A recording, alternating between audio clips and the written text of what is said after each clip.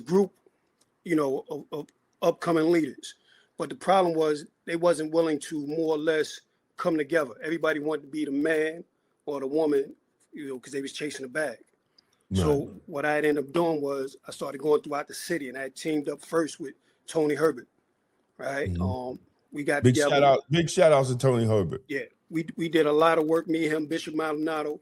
We brought a lot of attention to NYCHA, right? Back then, we took the press through all 302 developments. They end up getting a federal monitor. I sat with the federal monitor to get, the residents the repairs necessary. We literally did gun violence, countless gun violence, with the press, helped a lot of families. And some of the things that came out was a lot of elected officials wasn't doing what they were supposed to be doing for the community.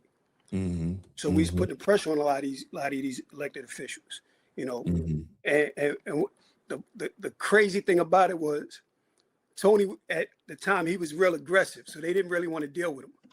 Right. But they would sit with me because I was more reserved about some of the things. So it started from there and it just carried on. Okay. Our communities, from what I've seen, it's hard because they're more visual and they're basically following behind individuals who really doesn't have, their agendas at heart. Right. In your work in police violence and improving police and community relationships, what have you seen that worked? And what have you seen that they was doing that didn't work? Well, back, like I said, 2014, 2015, I sat with a lot of the top brass in the NYPD, and we came up with, community relationship, about it. Because one of the things that they were saying was, y'all live in a community where y'all killing each other. Y'all close enough to be family. So we want to make it home, And as I explained to them, systemically, we've always had agitators, provocateurs, like the Al Sharptons and everything else that would talk about it, but they wouldn't come to the table with something tangible, to try and, bring some type of middle, so we did that, one of the sad parts about both of those programs, they didn't want to pay me. You know what I'm saying? But every time it was a problem. Exactly. Yeah. But every time it was a problem, they would call me, and I would mediate between, the communities, and that way they get understanding what the problem is. Right. I give some praises to Darcel Clark finally, because she finally got a conviction. You know what I'm saying? And she was willing to do what was necessary to get the conviction. I guess she didn't want to see me, pounding the press anymore. Right. No, man. Listen, you know the work, man. Sometimes you have to force them to do right, and it's unfortunate, right? You really have to force elected officials, to do right. You got to put the pressure on them, because if you don't, they're just going to let it slide. It's really it's an unfortunate situation, but I've been through that. I've been through that myself. Now you mentioned. Now you in Harlem, man, like that's the headquarters in the National Action Network. I'm not throwing no shade, but what kind of, effect have you seen as a resident of them being in Harlem? Nothing really. He get the elderly, what I'm saying? Right. That they remember the civil rights movement. Right. But they don't really actually understand how the civil rights movement was really effectuated.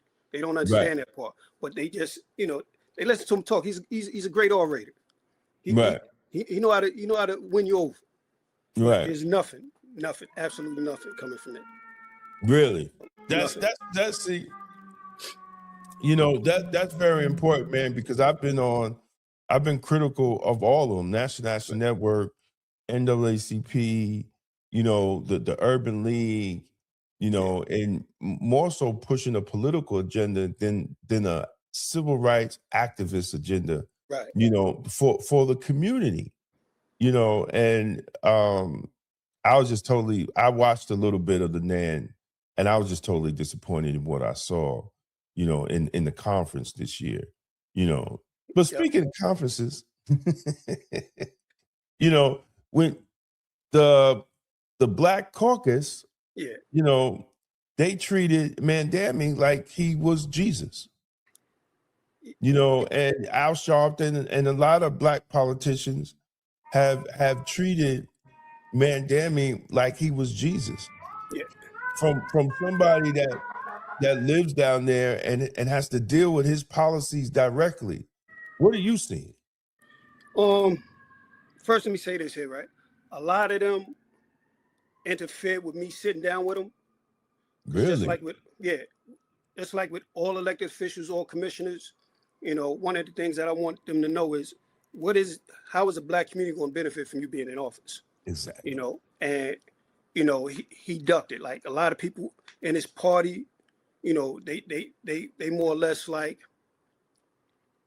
circumvented the process, because I had a lot of state assemblies that served with him up there in Albany that knew the work I did, had told me, yo, sit with him. Like he's really doing the work, sit with him. And, you know, it never materialized. Really? Yeah. Really? You know, they tried to sell me on some of the things he was talking about. And like I told him, I said, this here, like, is not feasible. Certain things that he's talking about, he can't implement as a mayor. He should have stayed in assembly for this. Right. You know, I'm still waiting to see what's what, you know, because like I told his team, I said, should he do anything that's not, you know, that I feel is not feasible for the community, I have no problem with, you know, taking it to the press and blasting. Right. You know? Right. Well, he's getting a lot of heat. Nothing.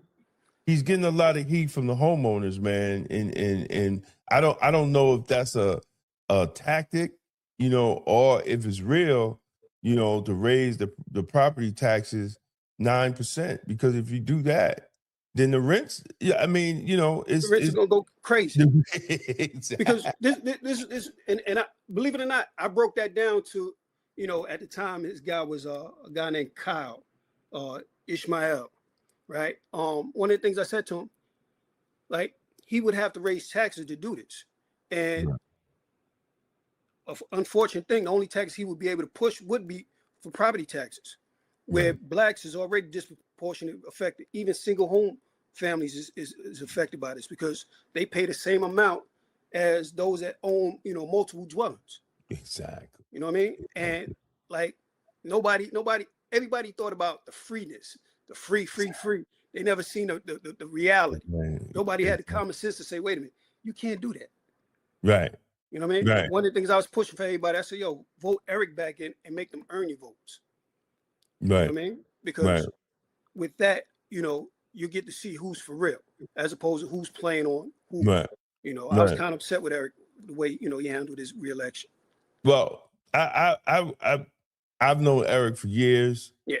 And I'm on the record that I was upset on who he had around him when he became mayor. You laughing, brother, because I knew them Negroes. Look, I was like, man, I was like, what? Look, I know Eric. Trust me, tell you. Yo, you gotta keep this in mind, right? He would have never been in the problem he was in if his ego wasn't in the way. That's number one. Absolutely. He wanted to run for president. He literally had in his mind he can run for president. And the DNC told him, we're not running any primaries. You know, fall back. We're not running any primaries. Right. And one of the things that I tried to explain to him, I said, yo, listen, New York is going to get these migrants. It's just a matter of time. You know, because even like 2017 with Jemani and all them talking about, you know, we got to save the migrants and you could bring them here. And I was like, that's not something that you really want.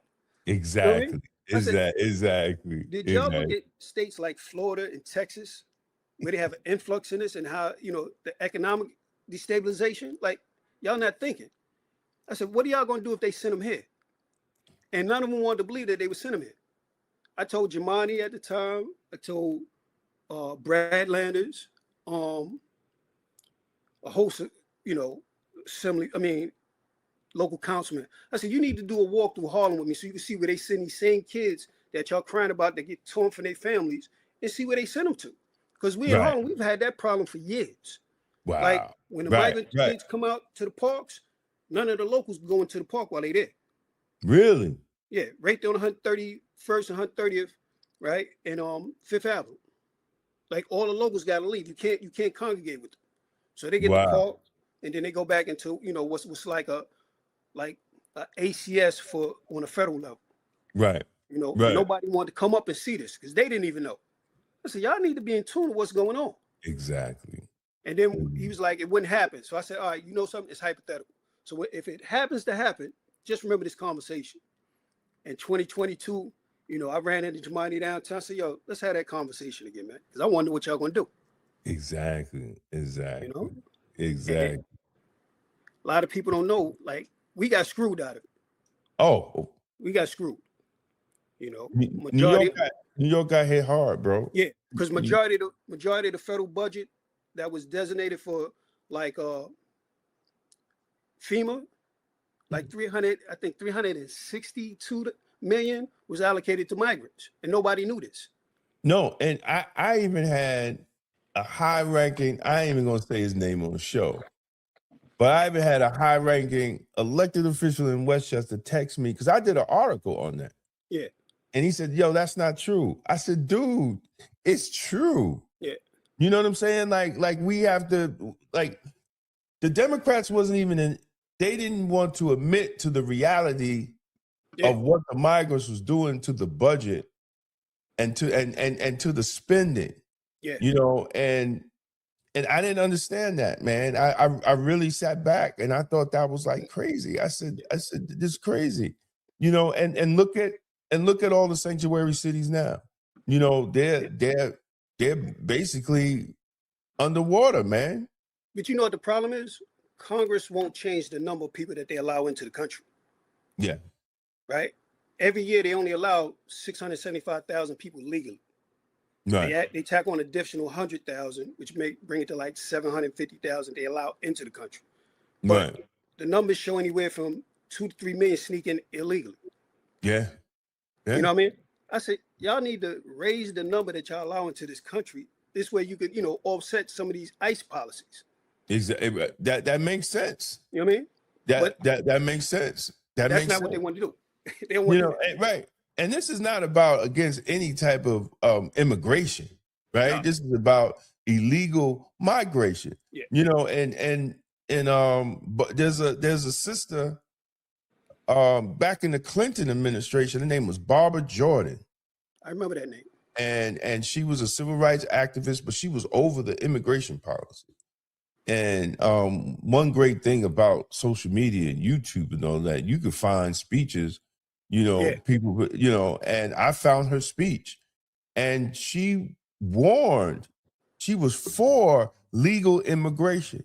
Yeah. But she warned, this is under Bill Clinton, she warned what would happen for illegal migration if it's unchecked. Yeah. He warned about that, and it's just like, okay, what happened to the Democratic Party that was under Bill Clinton?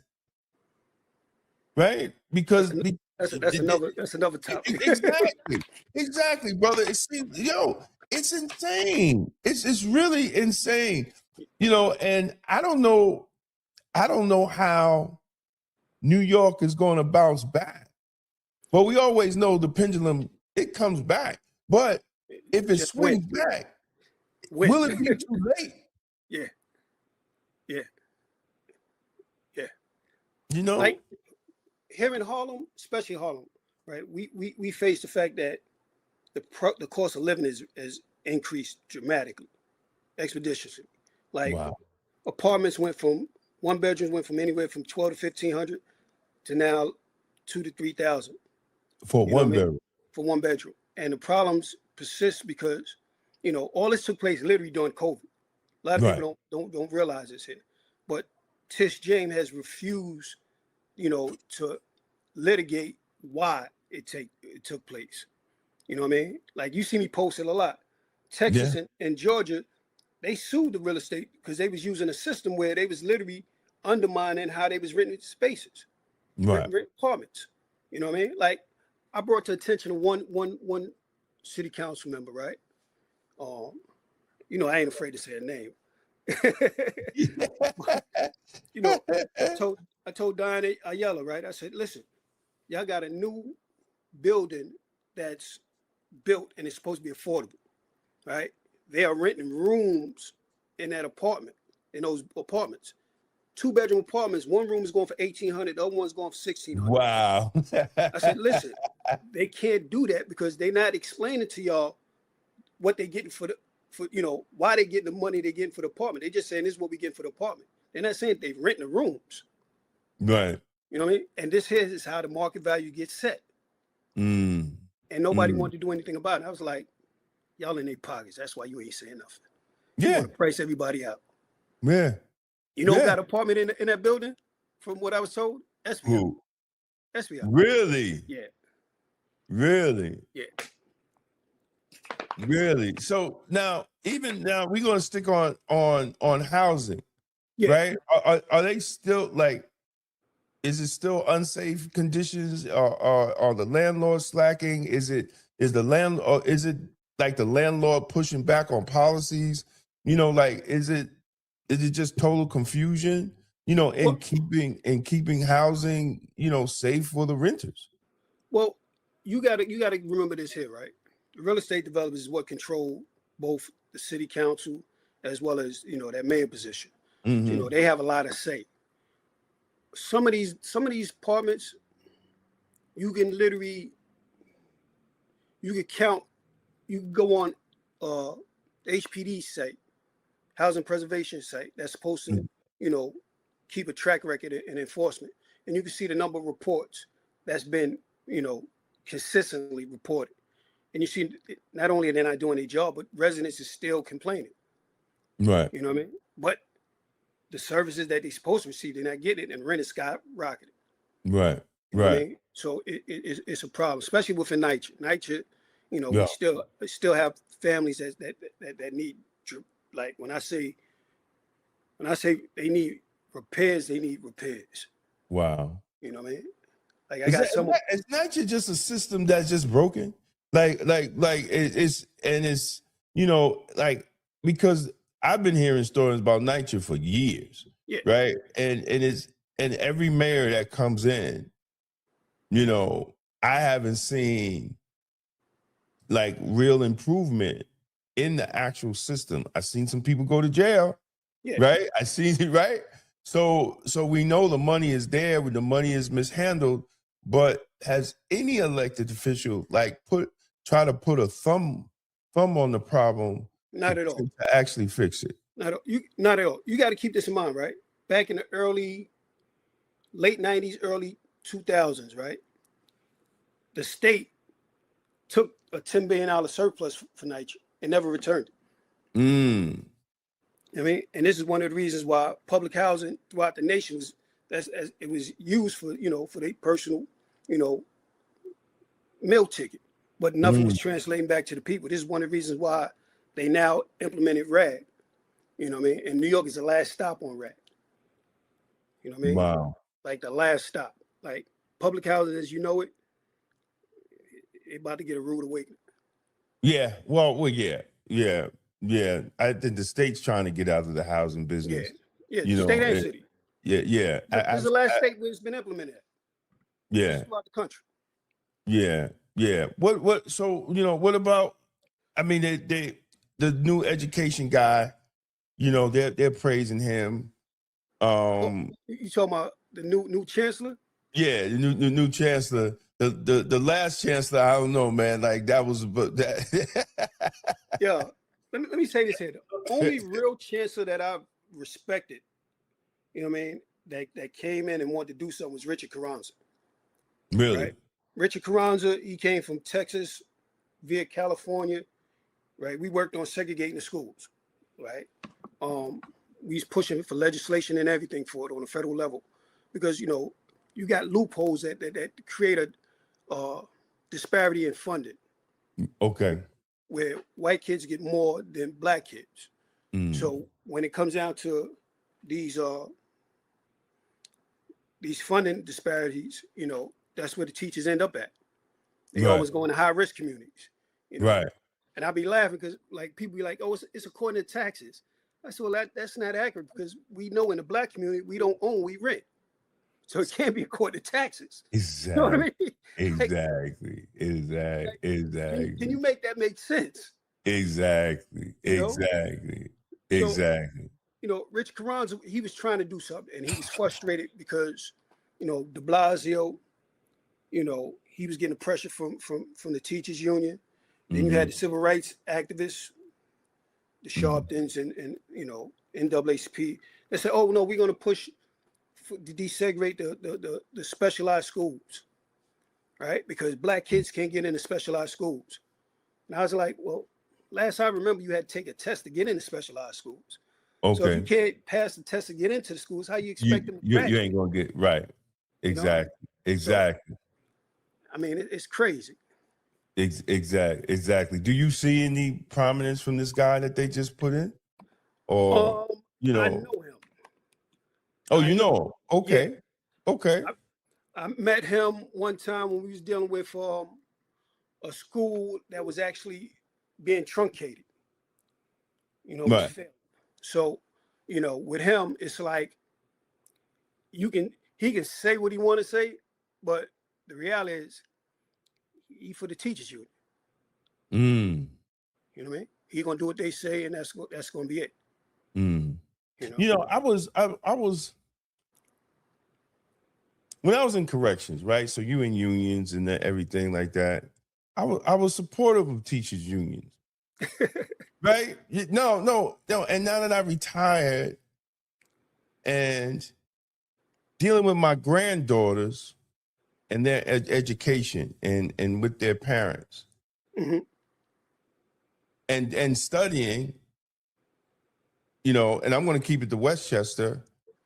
The best schools are the union-free schools. Oh, listen. The best schools are the union-free schools. Listen, and down here it's charter schools. Right. So you'll have you will literally have the unions stress to the parents how all these charter schools is taking space from your children, this and that, and parents will believe that without actually doing their due diligence. Right.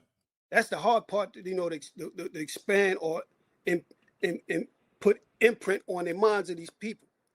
Right. When I say people, I mean our people, within the communities. You have to literally understand that when it comes down to education, we not guaranteed the education that whites are educated. No, we're not. You know what I mean? And that hurts us more because you got to keep in mind, generations have been through these systems, right? And they rely on a teacher to continue to teach something that's not really, that's going to bring forth anything tangible. Exactly. My youngest grand, she goes to a private school. Yeah. My oldest grand, they moved further up north in the white community. Yeah. And she goes to that school. The only thing, the drawback on that is not a lot of black kids in the school system, and she has to deal, she's very only smart, black. right? She's on the honor roll, right? Yeah. She ain't no small girl neither, right? So for her age, she ain't no small girl. So, she's dealing with, she have everything, her parents work, I work, we make sure, she got make sure the education is right. Yeah. Education right. She come with the she come with the Nikes and the pink AirPod. You get everything that a teenager is supposed to get, right? Yeah. You lace her out, right? Yeah. And they get jealous. You're supposed to. You know what I'm saying? And then you're supposed to. And then the racist stuff come out, right? Yeah. So, I was telling her mother, I was like, yo, you gotta deal with that. All that comes in when you're moving in that area, that type of area, and you're dealing with that. But it's also we're not taking care of our business when we're on the school boards, and we're not doing. I always use Mount Vernon as an example. Come on, it's an all black school board. It's how are you not educating the kids? How are the kids not being able to comprehend and read? there's no white man to blame. You know what's crazy? When I was coming up, like in the 70s, 80s, like Mount Vernon was like the place where all blacks would move to. You know what I'm saying? Everybody that was middle class, they were moving for a better life. Exactly. Exactly. And but see, like you said, the developers, the realtors, they control the politicians, man. Yeah. You know, and they turn, you know, Mount Vernon from the city of homes, because that's what it used to be called, to the city of low income housing. Yeah. And they moved the people. My man Andre, who used to be, he was the mayor when Richard Thomas got, for those 3 months that he was mayor, he sued de Blasio because they were low income housing that they filled with people from the 5 boroughs. Yeah. So the people in Mount Vernon didn't even have a chance. They didn't have a chance to get housing, right? Yeah. So I mean, this is, you know, the politics, and I wanted to jump into that question because, you know, you created the Urban Nonpartisan Club. Now, do you believe, and I already know the answer, but we got to ask it, do you believe that party politics is helping or hurting the Black community right now? It's hurting. Mm-hmm. It's hurting. If I've always said this, if we not transaction with our votes, making them earn our votes, then we just doing what Jesse Jackson said, keep hope alive. How long we gonna keep hoping? Exactly. You know what I'm saying? How long we gonna keep hoping? You know? Exactly, it don't man. make sense. Exactly. You know, and how is that organization working? Is it working with one side? Is it working in the middle? You know, because right now, I can't get a Republican on the show. They don't want to talk. They don't want to say anything. It's like they just giving up in New York to even address the issues. Well, let me say this: when you deal with the Republican Party, especially when it comes down to the Black community, right? Mm-hmm. A lot of them is not going to come out because they don't think they got a chance to win. True. Right, and you know, when it comes down to Democrats, majority of them is just going to say, "Oh, we already got the vote." Exactly. Because in New York, it's like 19 out of like majority of New York is Democrats. Right. I think like 12 and a half million is Democrats. Mm-hmm. Only a small percentage is Republicans, and then the rest is scattered about. Right. You know what I mean? Right. But, you know, but I think I blame that on the Republicans. Because when I started corrections in 1990, it was a balance. Yeah. Republican, Democrat, right? It was a clear balance. Then all of a sudden, it's like, you know, the Republicans. Mayor Mike Spallon used to be a Republican. He switched over. Yeah. Janet DeFiore. Yeah, she was a Republican. She switched over. Yeah. So they started, you know, and the trick here in Westchester, the husband might be a Republican and the wife is a Democrat, right? Black people, we don't do that, right? Yeah. And they throw fundraisers for both candidates in their house. They don't have they're not arguing about it, right? Because it's about power. Whoever wins, we still win, baby. We still benefit from it. We still benefit from it. Exactly. And that's the hardest part to more or less translate to our communities. Exactly. You know, like we get some that's frustrated from voting, right? That'll join, right. But the rest is like, yo, you bugging. Like I've been called a Trump supporter. Yeah. Oh man, I get called a Trump supporter all the time. I said, where did you see me say that I support him at? What's wrong with you? Like, I don't get it. No, you just sound like, I said, common sense sounds like somebody, you know, like, nah, follow what's going on here. Exactly. You know what I mean? Exactly. Like, I get that too, man. You know, and some of them got real disrespectful. I had to be like, yo, bro, don't you forgetting I got paid to knock niggas out for 30 years. Right? You really bugging out right now, right? Trust me, I've been down that road with a lot of these knuckleheads. I said, yo, don't let the press conferences and me running for office fool you. Exactly. Exactly. You know, and this, I think that's one of the problems with the Black community, man. Like, you know, and then we cancel like bro, I really felt bad for Chile, right? Like they really out to just destroy her, you know, because allegedly, because nobody has produced her voting rolls.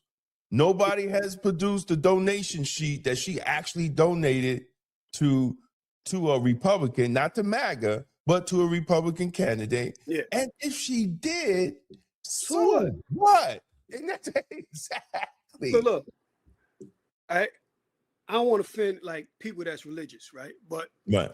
they mad with her, but they not mad with John Legend, Spike Lee, the Clips, Pharrell for going over there to the Vatican because allegedly a black pope came in their position. But they responsible for the enslavement of blacks. The decree of 1455 says it clearly. All blacks should be in perpetual enslavement. And they've never rescinded that. Never.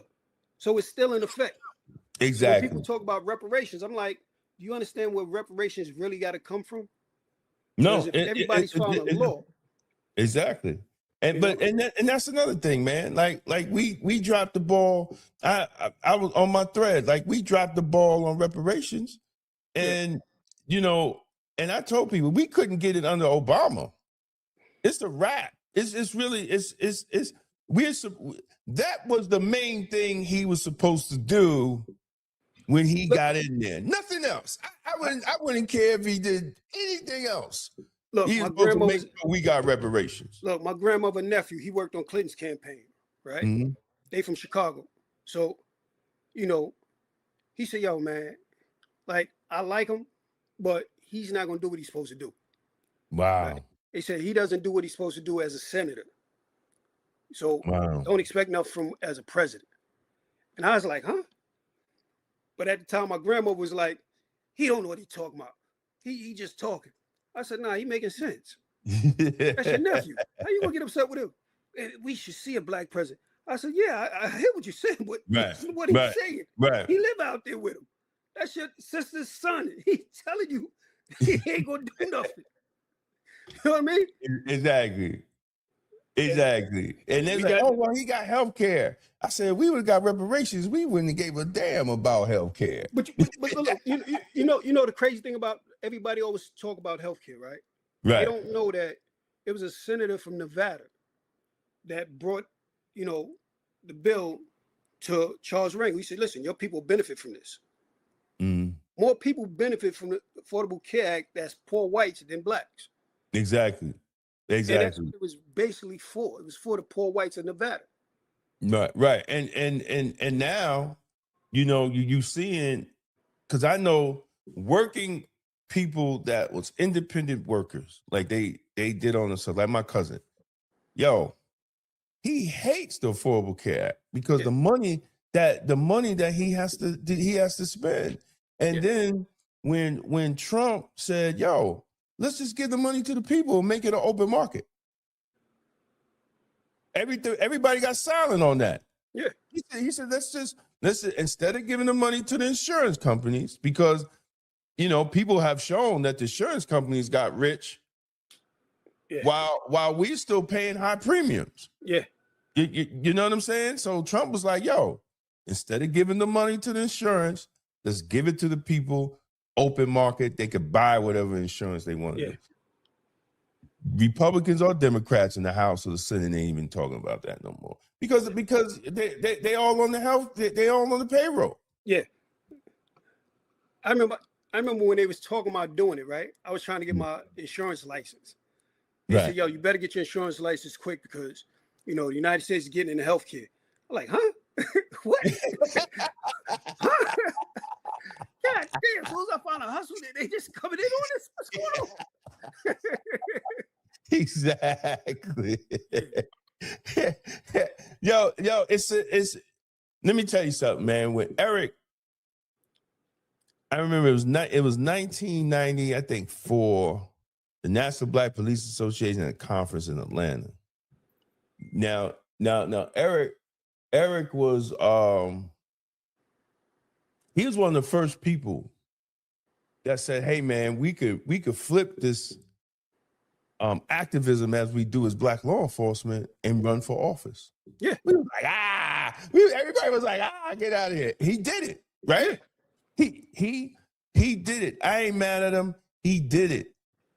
But then when he got mayor, like, I don't know what happened, bro. Like, I just don't know what happened, and I'm open about it. I still love him. When I saw that Ingrid wasn't one of the deputy mayors, I was like, something's wrong.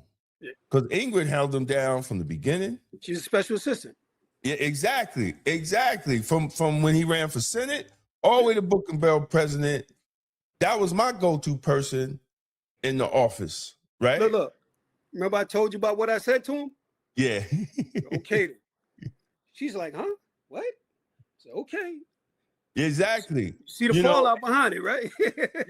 Yeah. Look all this, man. And it's like, yo, I mean, he had a chance. And there's another thing that held Eric down, and I'm not afraid to say it. The state Democratic Party, they don't want masculine Black men. I'm going to keep it 100. Look, you got to remember, they chased him out of Albany. They said his arrogance. Yeah, exactly. That's basically what, that's arrogance was his own worst enemy. It was his arrogance. Right. You know what I mean? So, right. We know that because we know. Exactly. But a lot of people that look at it be like, huh? What? Like, nah, you got to understand, like, sometimes he got to know when and when not to be. He just hasn't learned that. He just right. Man, let me release my swag. Exactly. But we need more like Eric, but not as at that level 10. We need like an Eric level 2, right? And but the Democratic Party doesn't want strong Black men. No, not at all. You can see that within exactly. You see that within the leadership, within the counties, as well as assembly. And I'm not knocking the Black men that are there. No, but I just know, me or you, they try to put me in. Man, they try to put me in jail. Democratic Party tried to put me in jail when I ran for city council. Yeah. I said y'all can have that. Yeah. I'm not spending 30, 40, 50, 60,000 in lawyers' fees just to be innocent. No, y'all, I'm good. I'm gonna stay over here, work this overtime, and get my pension. I'm good. I'm good. If you ain't one of those, how can I be this, sir? What you want me to do, sir? Not a chance in the world. Exactly, brother. Not a chance in the world. Let me. We getting to the end, man. If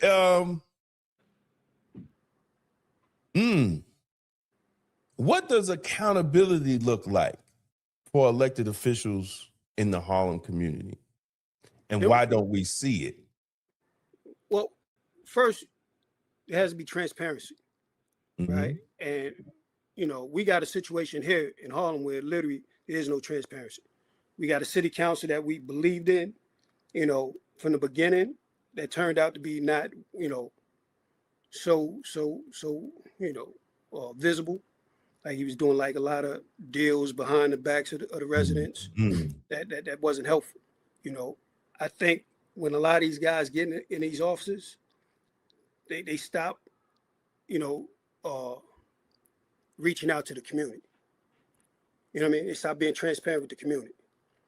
And they do that, and the community looks at it like, damn, if we're not willing to hold them accountable, where you started on the soapbox, you're going to continue on the soapbox with us, then it's not going to be there.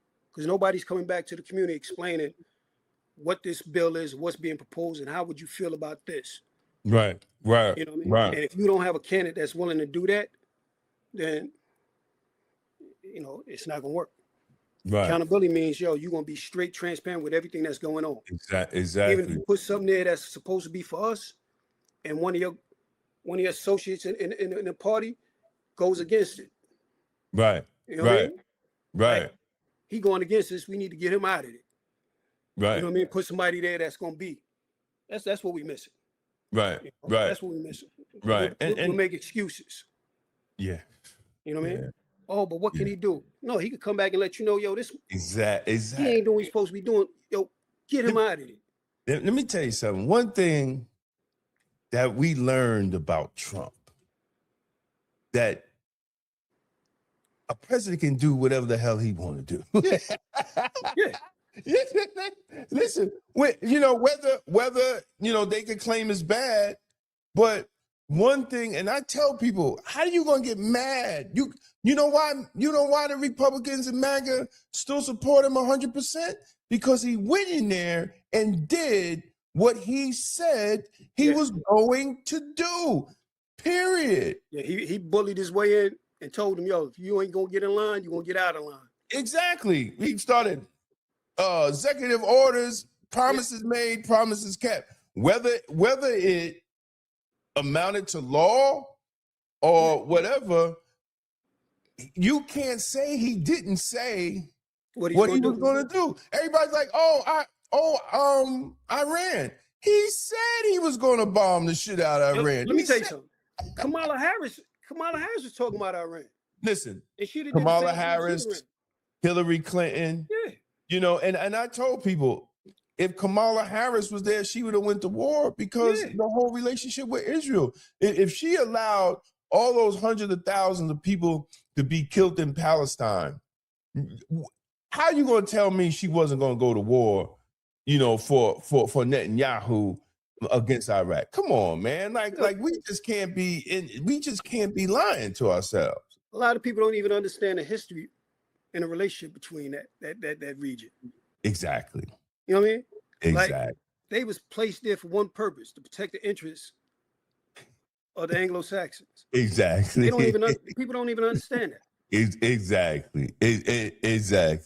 Exactly, brother. Exactly. And my last question, man, because I don't want to keep you, man. What is the truth about Harlem and other Black communities in New York City that people don't want to say out loud, but it needs to be addressed? The truth? We're being sold out. Our leaders is getting paid for selling us out. And pretty soon we're going to be displaced. I mean, that's the truth. I'd be lying if I said it. I asked for the truth, man. I'd be fake if I said anything else. Wow, man. Wow. But we got to keep fighting, man. And whatever you need, man, I'm here, man. Whatever I can do, from Westchester, man, I can do. And we here. We just trying to give voices, man. We just trying to let people make better choices, man. I thought we'd have had a Black governor, but he sold out. Yeah. The system hard, man. The system, the Republican, everybody's selling out, man. I'm working on this article, how the Republicans are sold out. And then I called some people, in the circles, and it was like, they did it last time too. I was like, damn. If people don't put the pressure to make it competitive, what I mean, like a competitive market, we don't. No, exactly. You're absolutely right. And unfortunately, more people are leaving New York. My next door neighbor sold, she sold hers for almost $500,000. She bounced, right? And me and my wife is talking about it because it's just getting too expensive. Like, they're not following the trend, and especially with AI.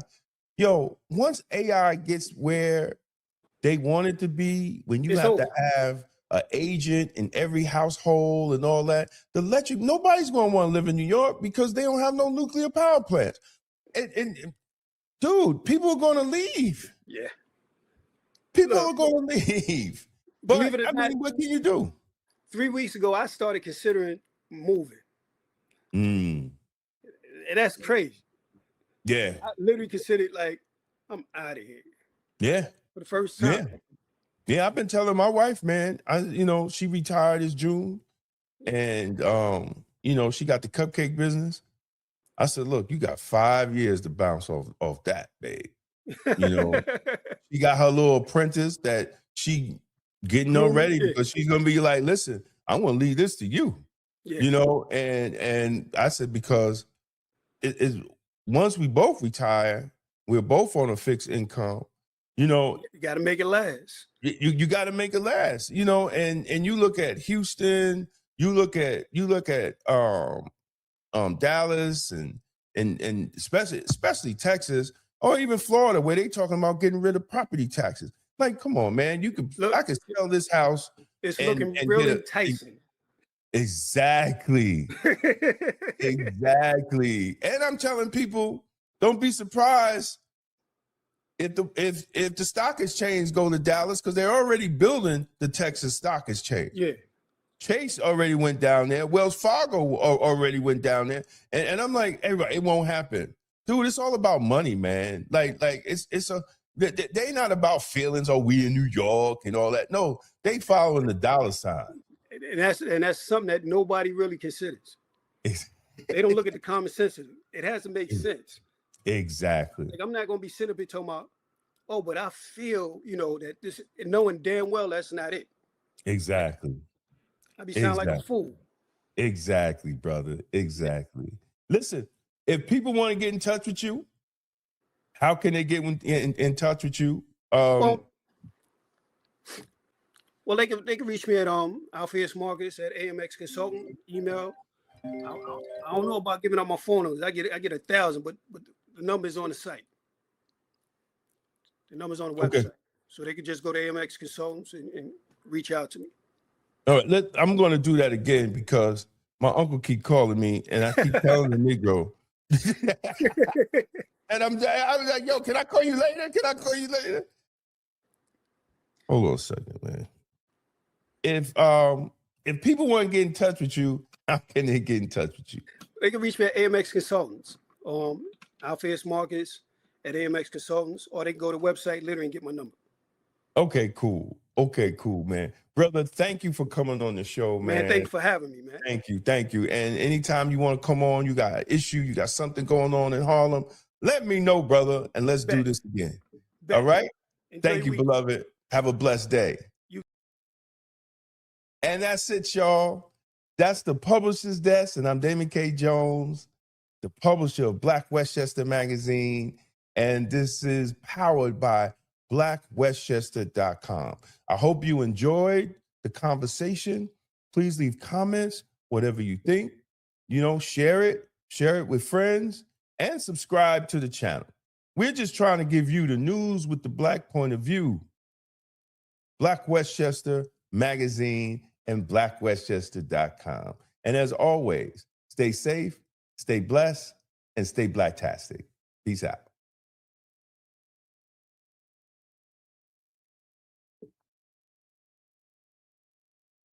Black Westchester's New Spring 2026 e-paper is now available, featuring the life and legacy of Bob Law, breaking news, and stories that matter to our community. Read it now at blackwestchester.com. We appreciate you taking the time to engage with real conversations, real issues, and real perspectives that matter to Black America. Stay connected, stay informed, and as always, we'll see you next time at the Publisher's Desk. It's going to be Blacktastic. If you're serious about political clarity and independent thinking, this is for you. The Political Thought Bundle includes 3 full books, all personally singling. Democrats and Republicans, The Ultimate Gangbangers, breaks down how the two-party system operates like a legalized street war for power. Emotional Politics, Logical Failure exposes how emotion has replaced strategy in Black political engagement. Tolerance is for Coward lays out a blueprint for extended policing and community-led public safety rooted in outcomes rather than slogans. 3 signed books. 1 bundle, $60. That's a $75 value, and you're getting signed copies included. This isn't left versus right. It's results versus rhetoric. Go to twosteppublishing.com and secure your signed Political Thought Bundle today. It's going to be Blacktastic. For more than a century, Black America built its own economy under segregation, under discrimination, and under conditions most people today cannot imagine. We built businesses. We built banks. We bought land and property. In The Forgotten Blueprint, Damon K. Jones reveals how Black communities created thriving economic systems from 1800 to 1965 and why that blueprint still matters today. This book challenges the idea that our future depends on politics alone and shows how ownership, family, and enterprise once powered Black prosperity. The blueprint is not lost. We just stopped using it. The Forgotten Blueprint, how Black America built its own economy from 1800 to 1965. On sale now at Two-Step Publishing and Amazon. Black Westchester Magazine has been giving our community a voice, reporting the stories others ignore, holding power accountable, and making sure the truth about our communities is told by us. But independent Black media only survives when the community supports it. If you believe in real journalism, community accountability, and keeping Black voices strong in local news, we need your help. Your donation helps us continue covering the stories that matter: politics, education, justice, and economic empowerment right here in Westchester. Support Black media, support Black truth, support Black Westchester Magazine. Donate today and help keep Black media alive. Because Black-owned independent media is Blacktastic. Black Westchester Magazine presents People Before Politics, the Sunday Rundown, every Sunday at 6 p.m. on YouTube. Join Damon K. Jones, A.J. Woodson, and Larnez Kinsey as they break down the biggest stories in politics, culture, and community from a Black point of view. No spin, no party loyalty, just logic, accountability, and outcomes. If it impacts Black America, we're talking about it. Tap in, subscribe, set your reminder. This Sunday at 6 p.m. is going to be Blacktastic. This is the Publisher's Desk with Damon K. Jones, brought to you by Black Westchester Magazine, where life, culture, community, and faith meet truth, power, and purpose.